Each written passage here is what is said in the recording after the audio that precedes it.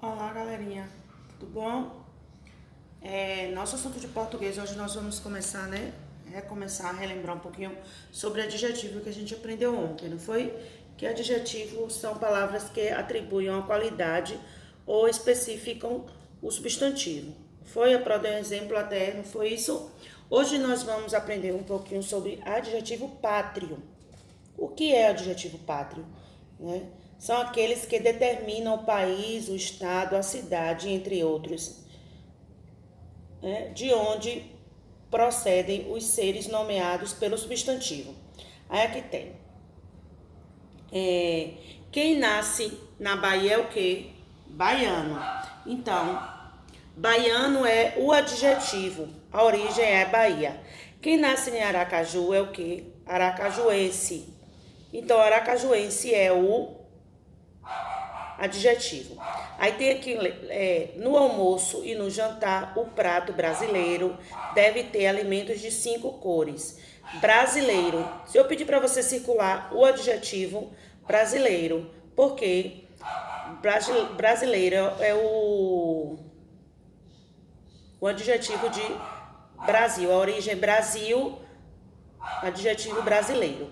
Então aqui no livro de vocês tem alguns estados, países e os seus adjetivos, né, que vocês vão precisar ler para saber um pouquinho mais. Do outro lado também tem alguns estados e países para vocês descobrirem, né? Aí aqui tem, ó. Do outro lado do vídeo, desculpe. Aqui, ó.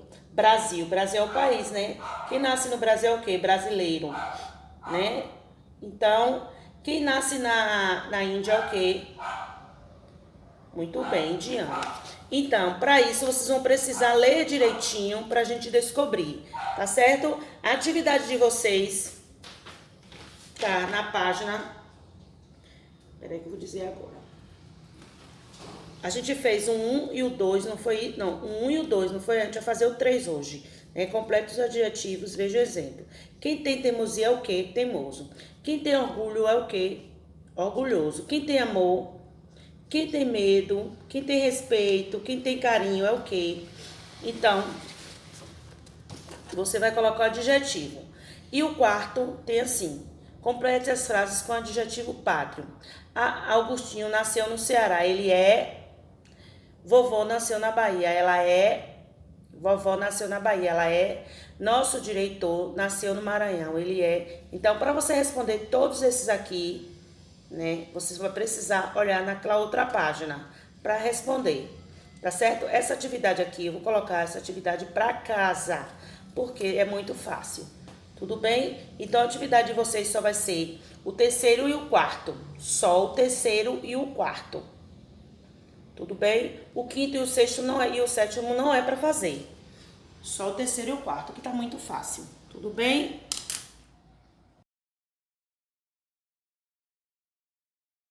No assunto de matemática hoje vamos entrar em um assunto novo, né, que fala localização e movimentação, né, que é ponto de referência, direção e sentido. Aí olha, você vai observar esse mapa aqui, que tá aqui no livro de vocês.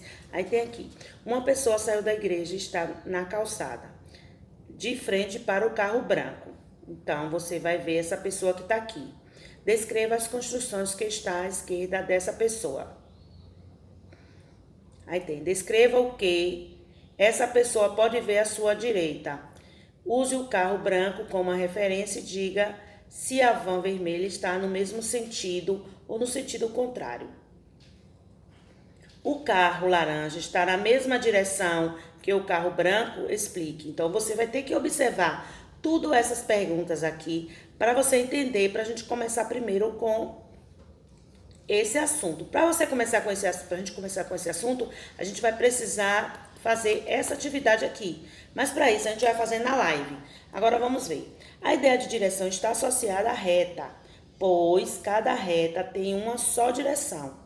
A ideia de sentido está associada na mesma reta, pois uma reta tem 2 sentidos. Então, quando ele fala aqui, ó, que na direção, ó, pois cada reta tem uma só direção. Porque, ó, Esse carro aqui, ele está indo nessa direção, ele está subindo.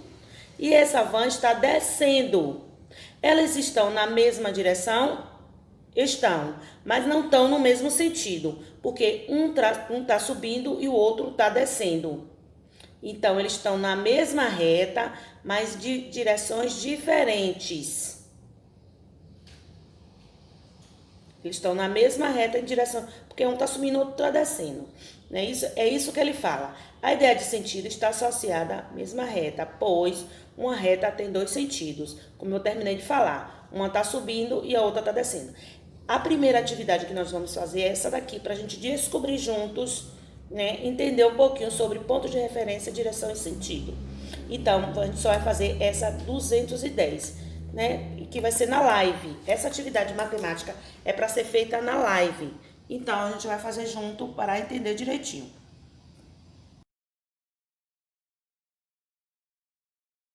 Assunto de história, vamos falar do Tratado de Tordesilhas, né? A prova vai colocar um vídeo também para vocês assistirem direitinho, uma videoaula, e a prova vai explicar um pouquinho. Vamos lá? A descoberta das novas terras do outro lado do Atlântico e a procura de um caminho pelo mar até as Índias levaram portugueses e espanhóis a uma disputa crescente nas navegações. Para evitar que essa disputa se tornasse mais grave, em 1494 foi assinado um tratado, chamado Tratado de Tordesilhas, que dividia os territórios já descobertos e os ainda por descobrir entre Portugal e Espanha. Então, como ele fala, eles dividiram através de uma linha. Vamos entender melhor. O tratado estabelecia, uma linha imaginária que dividia as descobertas feitas pelos dois países.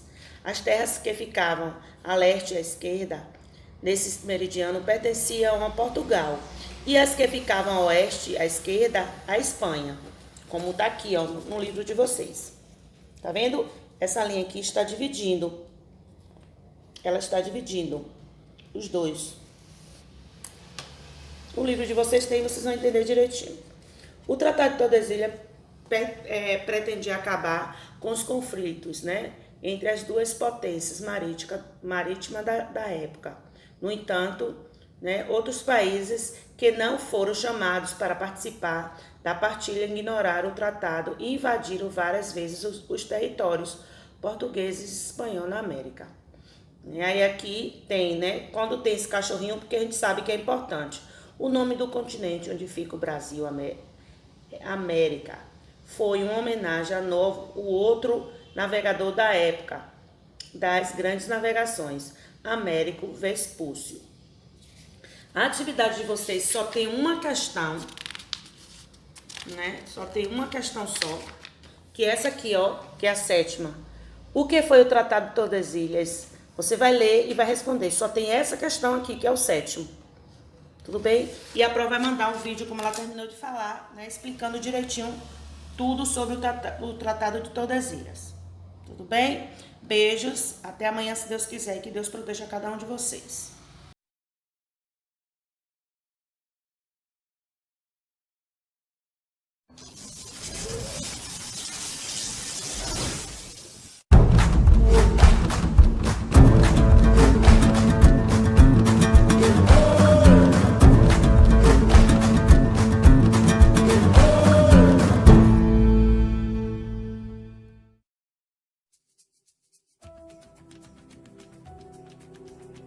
O Tratado de Tordesilhas foi um documento assinado em junho de 1494 na vila espanhola de Tordesilhas. Foi um acordo entre Portugal e Espanha que delimitou, através de uma linha imaginária, as posses portuguesa e espanhola no território da América do Sul, chamado de Novo Continente. Em 1492, o navegador genovês Cristóvão Colombo realizou uma das maiores descobertas realizadas no período das grandes navegações. Financiado pelos recursos da coroa espanhola, esse navegador anunciou a descoberta de terras a oeste. Tal feito acabou inserindo o reino espanhol no processo de expansão marítimo comercial, que desde o início daquele século já havia propiciado significativas conquistas ao Império Português ao longo de todo o século XV. Com a ascensão dos espanhóis na exploração de novas terras, o clima de disputa com os portugueses se acirrou. Para que um conflito de maiores proporções fosse evitado, o Papa Alexandre VI foi convocado para negociar os limites de exploração colonial entre essas duas potências europeias. Inicialmente, Portugal buscava garantir seu monopólio na costa africana e a Espanha preocupava-se em legitimar a exploração nas terras localizadas a oeste. No ano de 1493, o Papa então anunciou a assinatura da Bula Intercoeteira, que fixava uma linha imaginária a 100 léguas da ilha de Açores. No entanto, no ano seguinte, o rei português Dom João II exigiu a revisão desse primeiro acordo, que não satisfazia os interesses portugueses. Para alguns historiadores, essa mudança de ideia era um forte indício de que os portugueses tinham conhecimento de outras terras localizadas na porção sul do novo continente, descoberto pelos espanhóis. Buscando evitar o desgaste de um conflito militar, os espanhóis aceitaram a revisão dos acordos com uma nova intermediação do Papa. Com isso, o Tratado de Tordesilhas foi assinado em junho de 1494. Nesse novo acerto, ficava estabelecida a demarcação de um novo meridiano, localizado a 370 léguas a oeste da ilha de Cabo Verde. Os territórios a oeste seriam explorados pelos espanhóis e as terras a leste deveriam ser controladas pelos portugueses. Dessa forma, o novo acordo assegurou a exploração lusitana em parte do território que hoje vem compor o Brasil. Pouco tempo depois, as determinações desse tratado seriam questionadas pelas outras nações europeias, que iniciavam seu processo de expansão marítima. Diversos monarcas não aceitavam o fato de a divisão ter se restringido aos países ibéricos.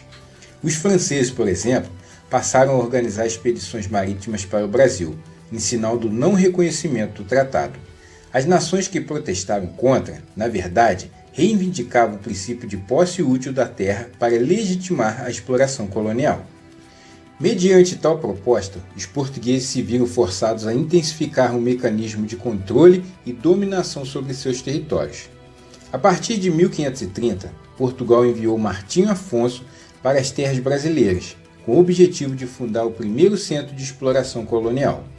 Em contrapartida, expedições inglesas e francesas buscaram terras na região norte do continente americano. Com o passar do tempo, os portugueses começaram a invadir o território espanhol.